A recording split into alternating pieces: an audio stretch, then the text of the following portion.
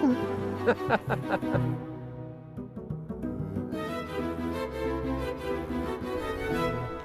he is.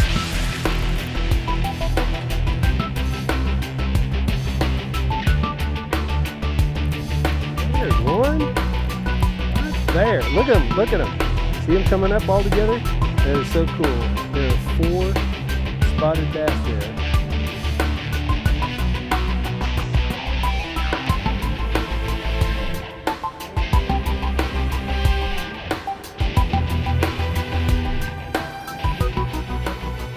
Hi folks, I'm FLW Rayovac Touring Pro Tom Murphy, and I own Bass Wishes Tackle Company and Dixie Jet Lures. Today we're going to do a show on beautiful Table Rock Lake, and we're going to introduce to you the 2 Dixie Jet spoons that we're going to use to catch bass today. We have 2 spoons. One's the Dixie Jet Flutter Spoon, which is the original Dixie Jet that's been around since 1965. It went out of production in the early 70s, and Dixie Jet Lures brought it back about 4 years ago. And the Dixie Jet Flutter Spoon is a whole different design. It's made of brass, and you can always tell the Dixie Jet spoon because inside on the back we've got a fish stamped on the back and it says Dixie Jet. These are how all the original Dixie Jets came, and that's how you can decipher between a true Dixie Jet, and there are some knockoffs out there. But this spoon is a flutter spoon. It's designed to be cast at schooling bass. If you want a slow fall around docks or cedar trees, you can do that. This spoon is also phenomenal at Kentucky Lake, fishing ledges. You hear people stroking spoons. They're normally stroking those 5 to 6 inch spoons, but this little spoon here is a secret on Kentucky Lake. But it's not only used for bass. Down on the Delta and down along Texas and Louisiana, they cast these spoons for redfish. And then up north, they use them for muskie and smallmouth. So it's an all-species spoon. It's not just for one application. But the flutter spoon is designed to have a slow fall and an erratic action that looks like a wounded shad. The Dixie Jet Flutter Spoon, we offer this in 2 sizes. We offer it in a 3/4 ounce, and in the 3/4 ounce it comes in 10 colors.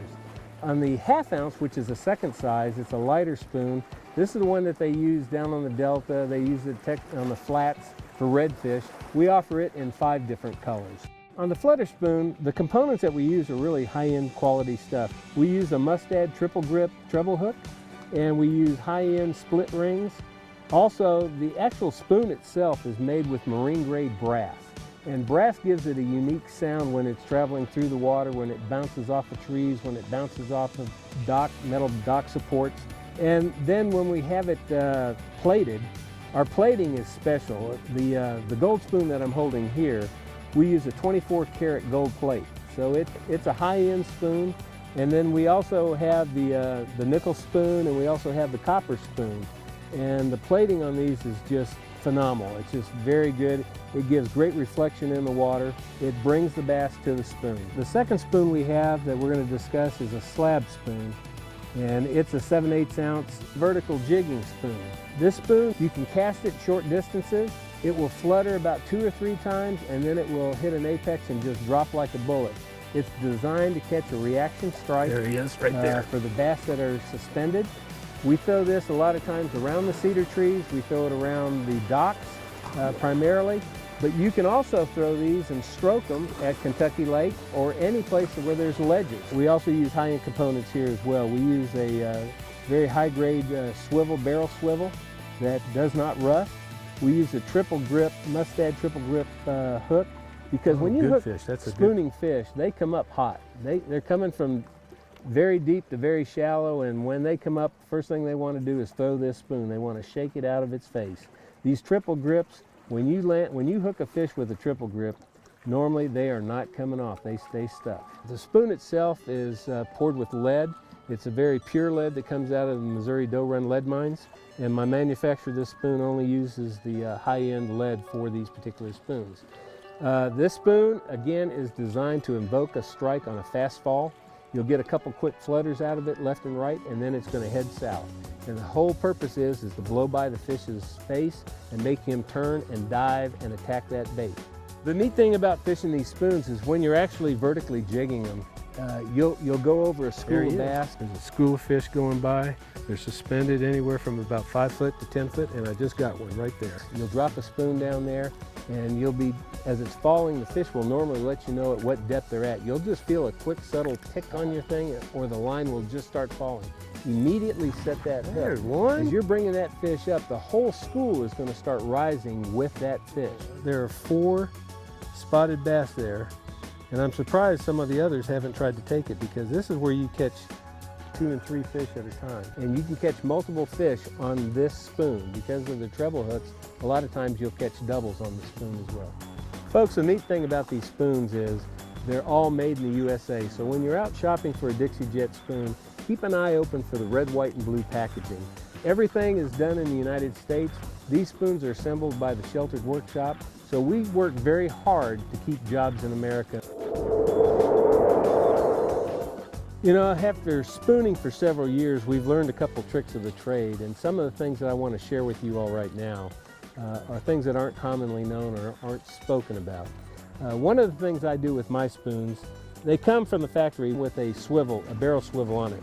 First thing I do is I cut that barrel swivel off, because I want my line to twist, because a lot of times when you're fishing vertically spooning and you're jigging up and down, that line is spinning. If you pause it, it will start unspinning. And while that's untwisting, that invokes a strike by the bass. They like that for some reason. Another secret that has worked very effectively, if you want multiple fish, as I said earlier, when you're vertically jigging these spoons and you get one fish fired up, as you're bringing that fish up, you're going to see 3, 4, 5, 20 bass coming up all together with that fish that's hooked. And they are all trying to take that spoon out of that fish's mouth.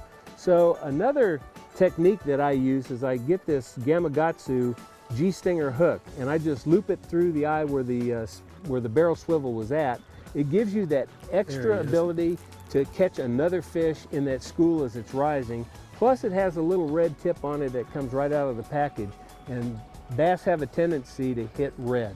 The last thing that I'd like to leave you with is, if you've never spoon fished before, you owe it to yourself to go out and give it a try. It's an absolute blast. It's easy to do. It's not rocket science. You just throw the spoon out there, let it fall, let the fish tell you where they're at, set the hook.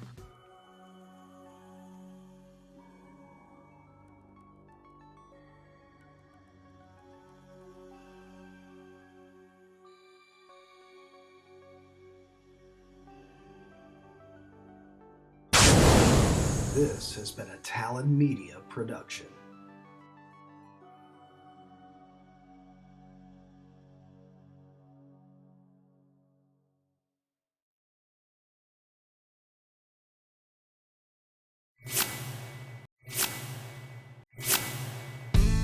Let me share a little bit of information that will help you all. When we tournament fish, the #1 priority, in addition to catching 5 fish, is keeping those fish healthy and alive so that we can take them to the weigh-in and that they can be released alive. What we've been doing today, spoon fishing, we're catching these fish out of anywhere from 30 to 75 foot of water. When you catch them at that depth, the air sac, it's like they get the bends. It's like a diver. You bring them up so fast, and their stomach is just going to be hard as a rock because the air sac is just filled with air. In addition to putting Bassmedics Rejuvenate in there to keep them alive and healthy, you need to fizz the fish to relieve the pressure of that air bladder on the fish. What you'll see in the live well, you'll see these fish are laying on their sides. That's not good for the fish. It doesn't kill them, but it's uncomfortable for the fish. There's a way to relieve that, and for that I use a syringe. I use a long syringe. There's 2 methods to fizz a fish. One, you can fizz them on the side. I don't like to do that because when you fizz them on the side, there's a chance that you can penetrate another organ and kill the fish. The method I was taught a long time ago is fizzing through the mouth. And that's the best way, it's the quickest way, and you can see immediately. I like to do it while the fish is in the live well, and you can see the bubbles actually being released. And I stick the syringe in between the 2 crushers, which are on the back of the throat of the fish, and then about a 1/4 inch above the throat hole. That's how you guide yourself, where you know how you come in. Then you come straight down between the crushers and that 1/4 inch above the throat hole. You go in until you just feel it penetrate the skin. You don't want to go anywhere past that. As soon as you feel yourself penetrating, you'll hear the air come out of these fish, and you'll also see the bubbles come up inside your live well. And that's the best way to do this. So let's fizz a couple fish here and show you what I'm talking about. Okay, what you're gonna see here in the live well, we have it open. You're gonna see we have 2 fish that are laying on their sides. These are probably the fish that I caught out of the deepest water today. We caught those out of about 75-foot of water. What I'm gonna do is I'm gonna show you how to fizz these fish. I'm gonna take one, I'm gonna open his mouth. I'll point out the crushers and the throat hole, and then I'm gonna just go down, just barely penetrate the skin. You get in and you'll start seeing the air as it comes out. I don't squeeze the fish to get the air out. I let the air out come out naturally. And as soon as I see the bubbles stop, that's when I pull the needle and he's had enough, and then he'll start sitting upright. So let's grab this big girl right here. Probably weighs about 2.5 pounds. And then right here, up here on the top, I'll point it with the needle. These are the crushers. These are the 2 crushers that we're talking about. And then you got the throat hole. This is the throat hole. Okay, what you want to do is go right between the center of these crushers and about 1/4 inch above the throat hole. Just barely make a puncture straight in. There's the bubbles coming out of that big fish. You can see them just coming out of the needle there.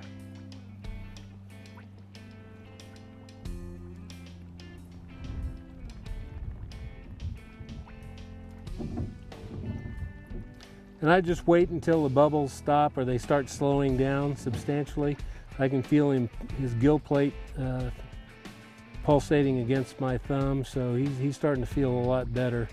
But he came out of really deep water and his stomach was really just super hard. I'm gonna go ahead and pull this needle out right now, and he should start to sit upright pretty good. He'll go down to the bottom. He'll start feeling better. He's no longer on his side. We've done our job to preserve the reef.